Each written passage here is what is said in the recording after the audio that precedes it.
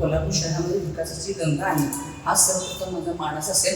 कोल्हापूर शहरातील पूर्ण ड्रेनेज काम मी सर्वप्रथम करणार आहे आणि मग त्यानंतर गटर टू गटर रस्त्यांचे कॉन्क्रिटीकरण. त्यामुळे काम हे विचारपूर्वक एक आणि एक कोल्हापूर महानगरपालिकेचा पैसा कशा पद्धतीनं कोल्हापूर शहराचा विकास होईल याच्यासाठी वापरला जाईल. खरं तर रस्ते खड्ड्यामध्ये की खड्ड्यात रस्ता आहे अशी म्हणावी कोल्हापूर शहराची अवस्था आहे. खरं तर मी विरोधक हा शब्द वापरतच नाही, मी माझी फॅमिली म्हणते. बघा, माझं म्हणणं असं आहे की कोणताही नगरसेवक असू दे, कोणताही पदाधिकारी असू दे, की कुणीही कधी घरातलं काहीतरी डेव्हलपमेंटसाठी फंड मागणार नाही. कोल्हापूर शहराची प्रथमतः मीच अशा पद्धतीने डेव्हलपमेंट करेन की दे आर सो हॅपी आणि ते म्हणतील की आम्हाला कोल्हापूर शहरामध्ये घ्या. मला असं वाटतं की बोलावं कमी आणि करून दाखवावं जास्ती. गेली काही वर्ष कोल्हापूरकरांनी प्रशासक राज पाहिलं आणि त्यानंतर महानगरपालिकेच्या निवडणुका पार पडल्या आणि कोल्हापूरकरांनी माहितीच्या बाजूनं कौल दिला.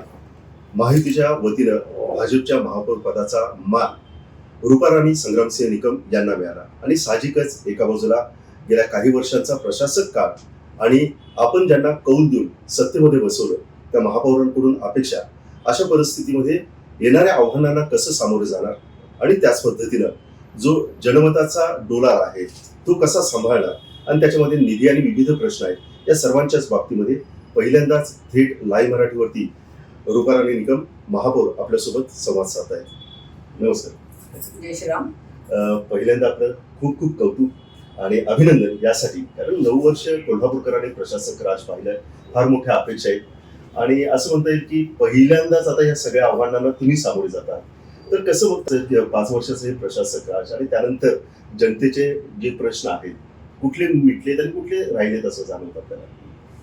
KMC 2026 कोल्हापूर महानगरपालिकेवरती एक भगव्याचा नवा अध्याय सुरू झालेला आहे आणि याचाच एक भाग म्हणून मी आज पहिली माहितीची महापौर याचा खरं तर मला खूप अभिमान आहे आणि याची मला 100% जाणीव आहे की माझी कर्तव्य काय आहेत, लोकांच्या समस्या काय आहेत आणि कोल्हापूर शहरासाठी काय केलं पाहिजे याची मला जाणीव आहे.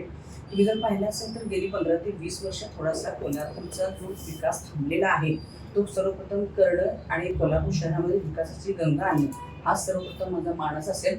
तुम्ही जर पाहिलं असेल तर आज विरोधी बाकावरील सुद्धा नगरसेवक असू देत किंवा विरोधी पक्ष असू देत त्यांचं सुद्धा मला सहकार्य नक्कीच असणार आहे, यात काही शंका नाही. आणि मग एक फॅमिली म्हणून कोल्हापूरचा विकास हा सगळे म्हणून आम्ही करू, यात काही शंका नाही. आता नुकतेच काँग्रेसचे जे सर्व नगरसेवक आहेत ते आपल्या भेटीला आले होते, आपलं त्यांनी स्वागत देखील केलं, सत्कार देखील केला आणि याच्यानंतर त्यांच्याशी संवाद साधत असताना म्हणाले की मला 100 दिवसांचे कार्यक्रम आहे, सगळ्यांना हातात हात घेऊन कोल्हापूरच्या जनतेला केंद्रस्थानी ठेवून मला विकास करायचा आहे. मग 100 दिवसांच्या कार्यक्रमाच्या टप्प्यामध्ये काय असणार आहे? तुम्ही जर पाहिलं असेल तर कोल्हापूर शहराची अतिशय दयनीय अशी अवस्था आहे, ज्याच्यामध्ये सर्वप्रथम कोल्हापूर शहराची स्वच्छता. मला असं वाटतं की स्वच्छतेच्या ठिकाणी लक्ष्मी वसते आणि मग आज कोल्हापूर शहर जे काही अस्वच्छतेने व्यापलेलं आहे त्याच्यामध्ये सर्वप्रथम तो अजेंडा असेल. खरं तर काही गोष्टी सिली आहेत, थोड्या छोट्या आहेत परंतु अतिशय गंभीर आहेत. ज्याच्यामध्ये तुम्ही जर आज पाहिलं असेल तर की रस्त्याच्या कडे सगळ्या स्क्रॅप गाड्या खूप वर्ष झाले पडलेल्या आहेत, त्याचं पिकअप करणं, वाहतुकीची कोंडी आहे त्याला रिलीज करणं, इव्हन त्याबरोबर कोल्हापूर शहरातील पूर्ण ड्रेनेज काम मी सर्वप्रथम करणार आहे आणि मग त्यानंतर गटर टू गटर रस्त्यांचे कॉन्क्रिटीकरण.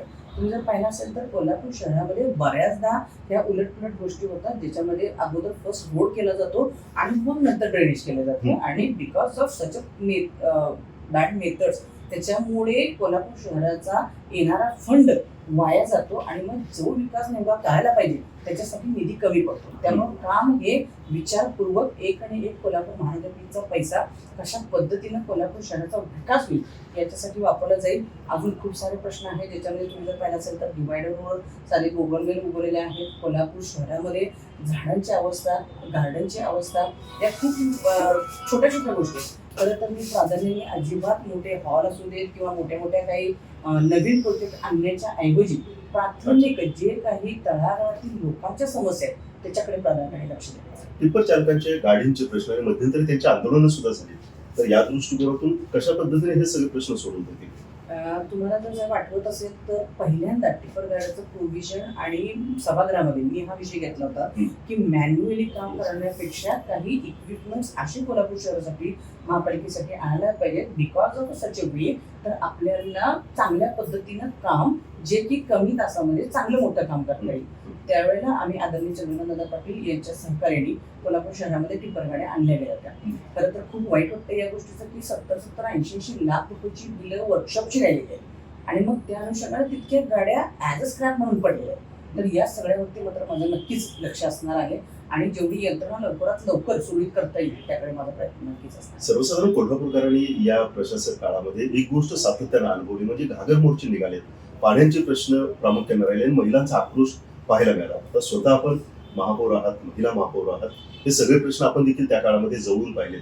आता हे एक नवीन आव्हान असणार आहे. कशा पद्धतीनं पाण्याची ही व्यवस्था सुरळीत करून कोल्हापूरकरांना आपण आश्वासित करणार आहोत की होय, तुम्ही दिलेला जन्मताचा कौल आम्ही स्वीकारून तुमच्यासाठी काम करतो. एक्झॅक्टली. खरं तर खूप जीवनासाठी अत्यावश्यक गोष्ट म्हणजे पाणी आहे आणि कोल्हापूरवासियांची तशी काही फार मागणी नाही. जर रेग्युलर पाणी सकाळ संध्याकाळ निदान एक 1 hour 2 hour तरी मिळावं ही त्याची माफक मागणी आहे. त्यामुळे याकडे तर प्राधान्याने लक्ष देईल. काही त्रुटी असतील परंतु असंही नाही झालं की पूर्णच भाग तसा विस्कळीत आहे. थोड्याफार भागामध्ये आनंद आहे की चांगल्या पद्धतीनं काम तसं झालेलं आहे. त्यामुळे जो काही आता बॅकलॉग आहे त्याच्यामध्ये थोडंसं प्राधान्याने लक्ष देईल. खरं म्हणजे कोल्हापूर हे पर्यटकांच्या दृष्टिकोनातून सर्वांनाच आकर्षित राहतं, कारण भक्ती आणि शक्तीचा योग कोल्हापूरमध्ये पाहायला मिळतो. त्याच्यामुळे कोल्हापूरच्या नूतन महापौर प्रशासक राजनंतर त्याच्यामुळे अनेक पर्यटकांच्या दृष्टिकोनातून अनेकांच्या अपेक्षा आहेत की आम्हाला ते कोल्हापूर हवं आहे जिथं आम्ही येऊन भक्तिभावानं या ठिकाणी माथा टेकू. कशा पद्धतीने या सुविधांकडे बघणार, विशेषतः महिलांच्या शौचालयाचा किंवा लॅट्रिनचा जो विषय आहे तो अजेंड्यावरती कसा असणार आणि किती दिवसामध्ये हे सुटणार? तुम्ही पाहिलं असेल तर कोल्हापूरला खूप मोठा इतिहास आहे. आई अंबाबाईचं मंदिर असू दे किंवा असे काही पर्यटन स्थळं आहेत की ज्याच्यामध्ये खऱ्या अर्थानं जर चांगल्या सुधारणा केल्या तर खूप सारा पर्यटक आपल्या कोल्हापूर शहराला नक्कीच व्हिजिट देईल आणि त्याच्यातून होणारं जे उत्पन्न आहे किंवा आज आपण बेरोजगारी म्हणून म्हणत आहोत तर रोजगार सुद्धा खूप साऱ्या महिलांना मिळतील, मुलांना मिळतील, नवीन पिढीला चांगल्या पद्धतीचा विकास त्यामुळे करता येईल. त्या अनुषंगाने तर प्राधान्याने महालक्ष्मी आराखडा असेल, त्याची काही प्रलंबित कामं आहेत त्याच्याकडे मात्र प्राधान्याने लक्ष दिलं जाईल. आणि तुमचं जे म्हणणं आहे की लॅट्रिन, खरं तर खूप खंत वाटते या गोष्टीची. मी गेली 5-10 वर्ष एक नगरसेविका म्हणून काम करत असताना अनेक वेळा महासभेमध्ये याचा मी स्वतः उहापोह केलाय. कारण बघा लॅट्रिन कोल्हापूरमध्ये आणणं ही काही फार मोठी एक 200 करोड 500 करोडचा निधी लागतो असा विषयच नाही. We have that ability. पण काही कुरबुरीमुळं आपण साध्या काही प्लेसेस न मिळणार, याच्यासाठीची लॅट्रिन न मिळणं तर वाईट वाटतं. आज जर तुम्ही बाकीच्या नागपूर महापालिका असू दे, पुणे महापालिका असू दे यात पाहिल्यात तर अतिशय सुशोभीकरण म्हणजे शेजारचं सगळ्या बेळगाव असेल खूप वाखाणण्याजोगं त्या ठिकाणी सगळी लॅट्रिनची वगैरे सोय आहे. आणि प्राधान्याने म्हणजे तुम्हाला मला असं वाटतं की बोलावं कमी आणि करून दाखवावं जास्ती, या अनुषंगाने येणाऱ्या नजदीकच्याच काळात हे सगळे प्रश्न सॉल्व्ह होतील. पार्किंग आणि रस्त्यांविषयी काय? खरं तर ॲडव्हान्स टेक्नॉलॉजी चांगल्या आलेल्या आहेत. त्या अनुषंगाने पार्किंग चांगल्या पद्धतीचं, कारण तुम्ही जर पाहिलं असेल बघा आज केंद्रामध्ये महायुतीची सत्ता आहे, आज राज्यामध्ये महायुतीची सत्ता आहे आणि खूप आनंदाची अभिमानाची गोष्ट की कोल्हापूरमध्ये बाबा पडला. त्यामुळे येणाऱ्या नजीकच्या काळामध्ये चांगल्या पद्धतीच्या चांगल्या ॲडव्हान्स टेक्नॉलॉजीचे पार्किंग नक्की होते. रस्त्यांच्या बाबतीमध्ये काय? खरं तर रस्ते खड्ड्यामध्ये की खड्ड्यात रस्ता आहे अशी म्हणावी कोल्हापूर शहराची अवस्था आहे आणि लोकांची खूप मागणी आहे की चांगल्या पद्धतीचे रस्ते. म्हणूनच मगाशी तुम्हाला सांगितलं की रस्त्याच्या ऐवजी प्रथम प्राधान्य देण्यात येईल ते पाणी पाईपलाईन्स फिनिशिंग आणि ड्रेनेज फिनिशिंग आणि then we will do that concrete roads. आता आमच्या सगळ्यांचंच लक्ष लागून राहिले ते म्हणजे संगीत सूर्य केशवराव भोसले नाट्यगृहांचा पडदा कधी उघडणार आणि महापौर कुस्ती स्पर्धा अनेक वर्ष रखडलेल्या आहेत. सगळ्याच क्रीडा शौकीनांची सातत्याने आमच्याकडे मागणी होत असते. काय आश्वस्त कराल आपण याबाबत? अतिशय जिव्हाळ्याचा माझाही केशवराव भोसले हा विषय आहे, कारण मी एक क्रीडाप्रेमी संगीतप्रेमी आहे. त्यामुळे बऱ्याचदा तिथे गेल्यानंतर खूप उरभरून येतं की ते पाहिलेलं केशवराव भोसले आणि आत्ताच केशवराव भोसले. आणि काही लोकही माझ्याकडे कलाप्रेमी येऊन गेले तर त्या अनुषंगानं ज्या काही महत्वाच्या गोष्टी आहेत त्याच्याकडे नक्कीच. शेवटचे 2 प्रश्न. त्यातले प्रशासक राजला आपण 10 पैकी किती मार्क्स द्याल? जो काही कारभार तुम्ही पाहिला? खरं तर बऱ्याच लोकांची ही तक्रार आहे की अधिकारी असं तसं. मी अजिबात असं म्हणणार नाही, कारण माझा जो कारकीर्द आहे, जे मला यश मिळालेलं आहे याच्यामध्ये खूप मोठा वाटा या अधिकाऱ्यांचा आहे. आणि काय असतं मला असं वाटतं की if you are given respect to others then we got that respect. तर त्या अनुषंगाने मला अधिकाऱ्यांचं खूप चांगलं सहकार्य पहिल्यापासून आहे. काही त्रुटी आहेत पण मला त्यांच्या अगोदर अडचणी समजून घ्यायच्या आणि मग मला त्यांना मदत करायचं. अच्छा, दुसऱ्या बाजूला विरोधक, राजकीय विरोधक देखील आता चांगल्याच संख्याबळाच्या दृष्टिकोनातून दिसत आहेत. अनेक अनुभवी असणारे नगरसेवक हे सुद्धा असणार आहे. त्याच्यामुळं आपल्याला खूप कसरत करावी लागणार आहे दोन्ही गोष्टीतून. कसं बघतं विरोधकांच्या या सगळ्या गोष्टींकडे? खरं तर मी विरोधक हा शब्द वापरतच नाही, मी माझी फॅमिली म्हणते. कारण बघा, फॅमिली म्हटलं की काही माफ करणं या गोष्टी असतात, एकमेकाला बरोबर घेऊन जाणं असतं. आणि मग जर आपण एखाद्याला आपलं म्हटलं तर तिथे त्रुटी उरत नाही आणि मग चांगल्या पद्धतीने काम होतं. त्यामुळे विरोधकांना घेऊनच नक्की जाईल.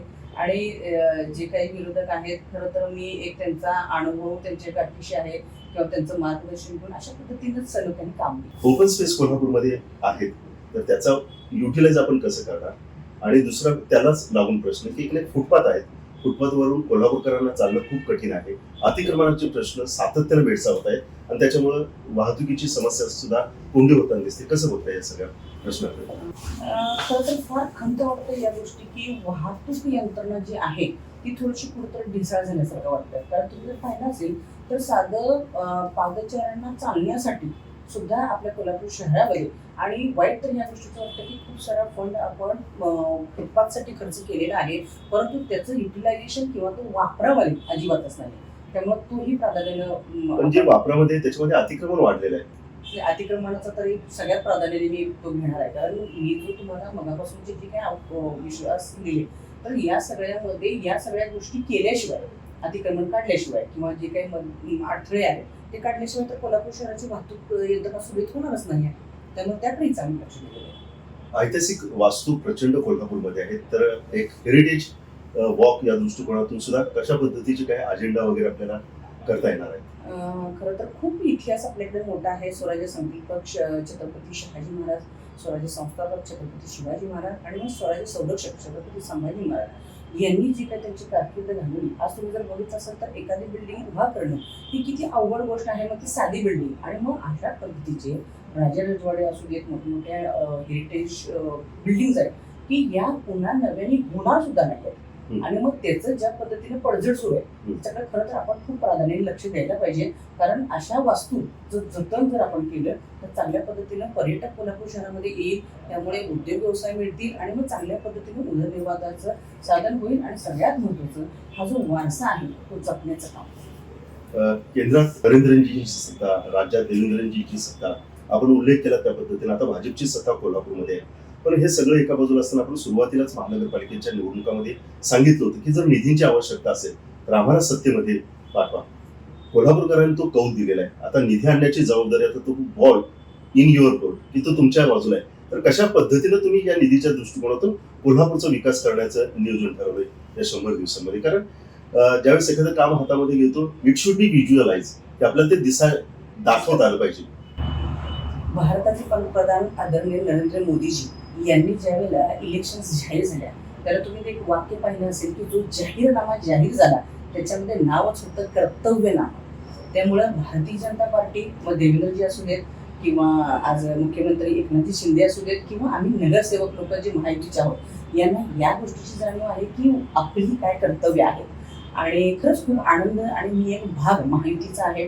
पहिली महापौर म्हणून मला हा जो मान मिळालेला आहे त्याच्या मागे बॅकबोन हे सगळे आहेत. आणि खरंच मला या गोष्टीचा अभिमान आहे की देवेंद्रजीने तर जेवढ्या म्हणजे मिटिंग जरी होत्या त्याला क्लिअर केलं की मागेल तेवढा निधी मिळेल, फक्त तुमचं कर्तव्य दाखवा, कर्तृत्व दाखवा. त्यामुळं नक्कीच. आणि मला असं वाटतं की